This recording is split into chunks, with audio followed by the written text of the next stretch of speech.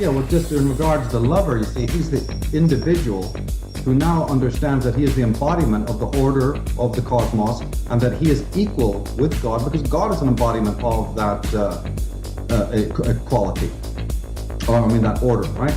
Now, how do the two connect? What is that spark?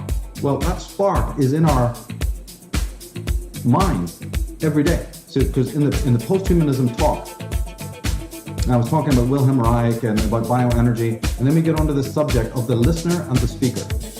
And that's what we are. Every single person is, at the very basic, a duad. You know, one could even go to the level of a quaternity, a trinity, a quaternity, but I like to keep it simple. We are a duad. Each person in their own head hears a speaker, and then there's a listener. And occasionally the listener part of us speaks too. So, and the speaker can also listen. But just to make it very simple, there's a duad, right? What we don't understand is that the speaker, who's creating all the noise, right? Who's asking all the questions, who's busy, the main part of the dialogue of our mind is what I call the speaker. It's just as simple as that. And that speaker is the ego. There's nothing wrong with the ego, it's who we are.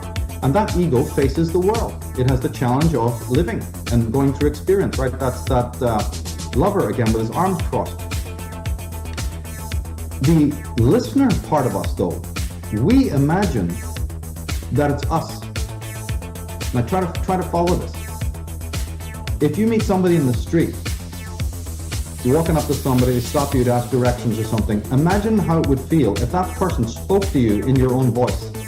It would be a very, very unsettling and uncanny experience if they spoke in exactly the voice that we associate with our own being and expressed through the vocal cords, right? We find that really, really weird.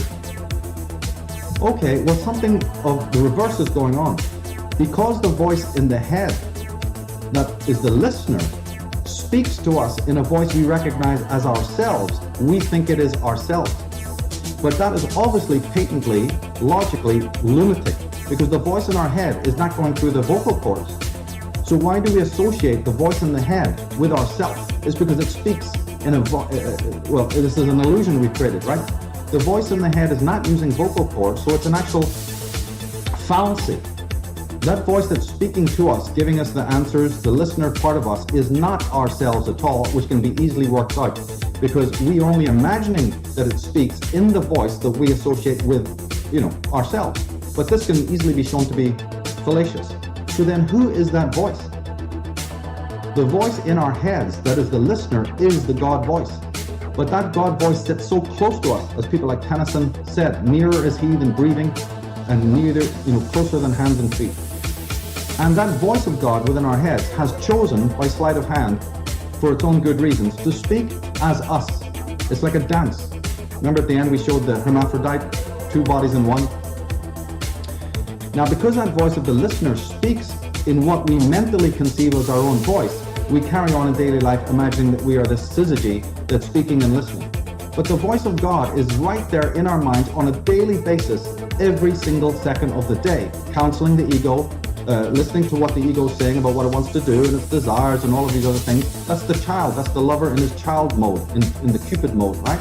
But it has walking with it, side by side, every minute, this other voice that we mistake as being the voice of the self, when it's in fact the voice of God. But it speaks to us in a voice, a mental voice that we associate with ourselves. And this is why then most people, don't understand or comprehend the identity of the actual voice in its head. Now, the reason why that voice speaks to us in a non-foreign voice has many, reasons which we haven't got time to go into now. But the very fact of the matter is, it's just a working illusion. Once we understand that we are on a moment-by-moment, daily basis, communing with the voice of God, it is our guide, it is there in our heads, it cannot not be in our heads. Now, what we can do is the ego can break down. The ego can become neurotic, as you see in the cases of, say, schizophrenics, when there's a whole breakdown of what I'm talking about, and then that voice and other voices, appear to be foreign voices speaking in other tongues, and then people find that a very uncanny experience, and it drives them insane or whatever, that whole syndrome. But that's just a manifestation of a breakdown where the ego itself has become alienated from the guiding voice within. Now, the mystic, what he tries to do is he understands what I'm talking about, and that God is not remote, God is not far away, and God is not superior or higher. God is speaking with you every minute of every second of every day. But he does it in a way that doesn't draw attention to himself, because that's the way God works. He doesn't. No angelic force, no higher force is going to attract attention, because God is not working on the level of hierarchy. He's not trying to be the big boss.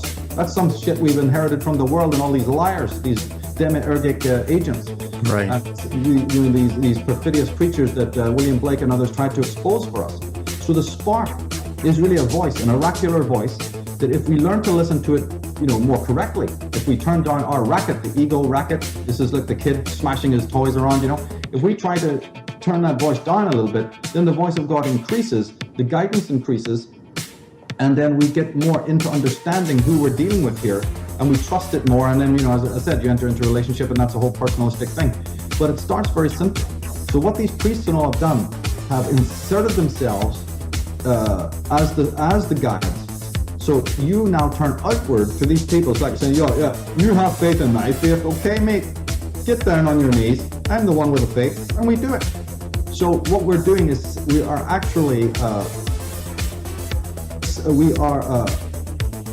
slandering. Like Aleister Crowley said it beautifully. If you don't listen to listen to any other guidance than the guidance of one's own guardian angel, is a slap in the face of that force.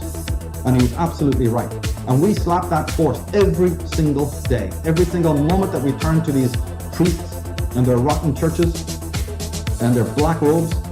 And so the human race is never going to be free, because all we've done down through the centuries is replace one tyranny with another. The mystic walks alone because he knows he's not alone.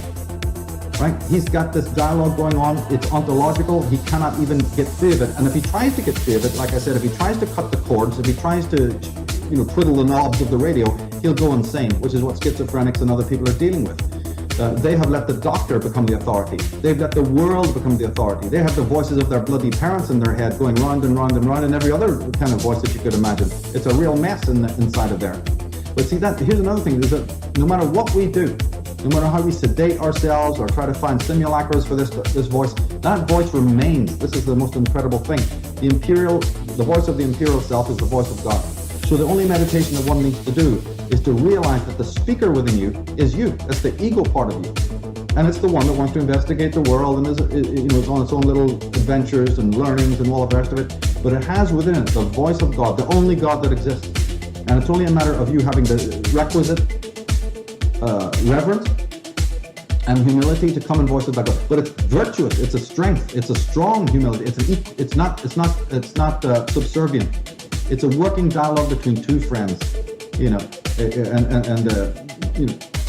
one has to enter into that state and realize this and work through the illusion that just because that voice gives the impression that it's speaking with the voice that you associate with your vocal cords, once you've understood that that is a fallacy, you now have a totally different reverence with that other voice in your head that's been guiding you all along and needs to be related with on a different level than what we're used to.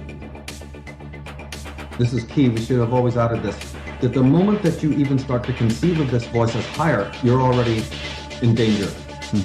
We have to get rid of that programming, which is a legacy of these priests we've been talking about. I mentioned this, and I mean, these terms can be used, just as a vernacular, loosely. That's no problem. I do it myself, but it's the word that's better is deeper, purer, more wholesome, the more wholesome voice, the oracular voice, the inner zodiac, the inner oracle, the deeper voice. We can use these terms.